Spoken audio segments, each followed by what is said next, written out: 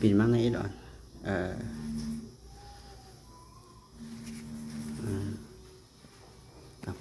อยู่ซื่อๆเลยอย่าตรง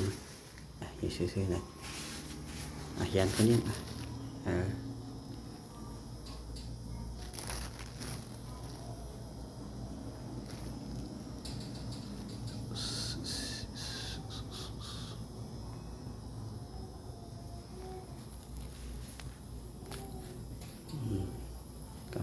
ไถด้วยงานเก่าเห็นว่ารีวิวงานเก่าเลยปึ๊บล่ะครับด้วยงานเก่าในอีดอ่อนเขียนเท่านั้นโอ้ยสีมันลด